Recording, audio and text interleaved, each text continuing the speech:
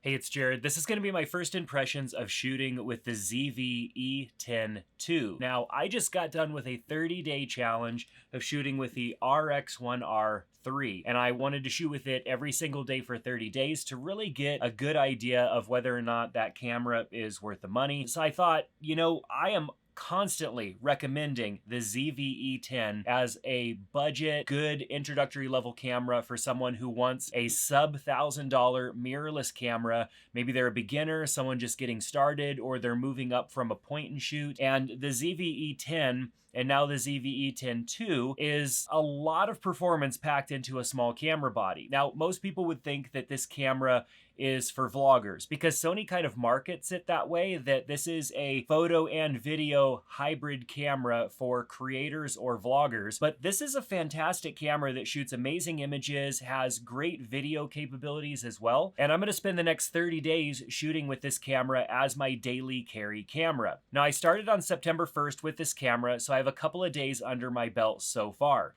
And the things that I've noticed immediately after having come from the RX1R III is that this camera is actually smaller and lighter than the RX1R III. It's pretty amazing that this is a compact camera, but this is an even more compact camera.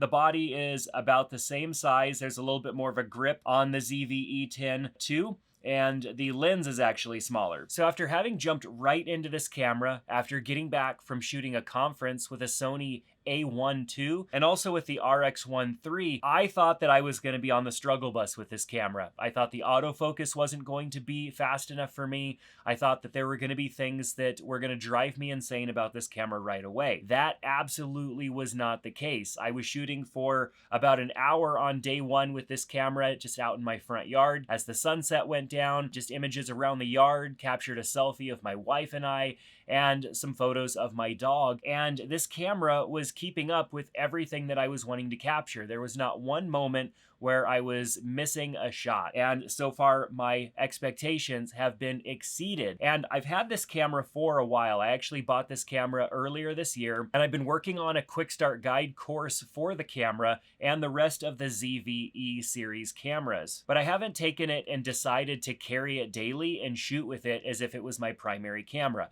I have other cameras for that. But if it's gonna be a camera that I recommend to people, not just based on the price point and some decent specs, but on whether or not the camera is actually worth that price, I wanted to have more in-depth experience actually shooting with it. So this is going to be the camera that I carry for the next 30 days, and I'm going to shoot with it every single day, just like I did with the RX1R last month.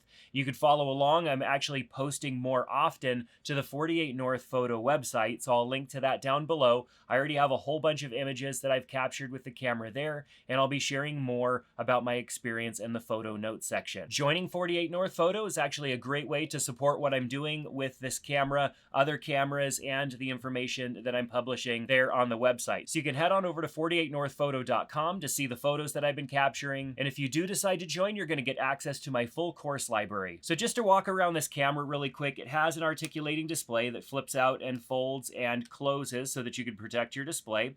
It does not have an EVF of any sort on it. It does have a hot shoe, so I can connect my DJI mic here and go wireless if I wanted to record video. Of course, you can use a flash here as well.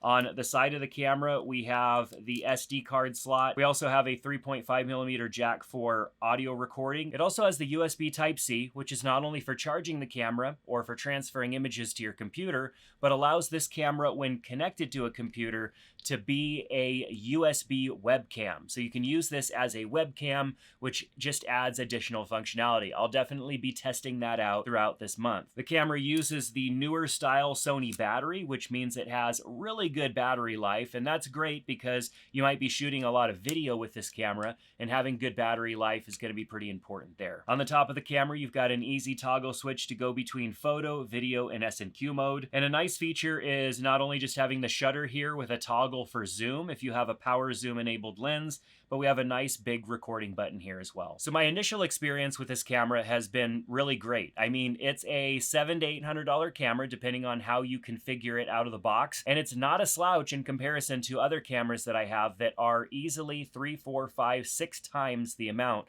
in cost. So I'm looking forward to spending time with this camera to try and identify where maybe some of the shortcomings are, but also to reinforce the fact that I think that it is a fantastic value of a camera. So make sure to subscribe to the channel, check out the links in the description below, and we'll see you back in the next one. Take care.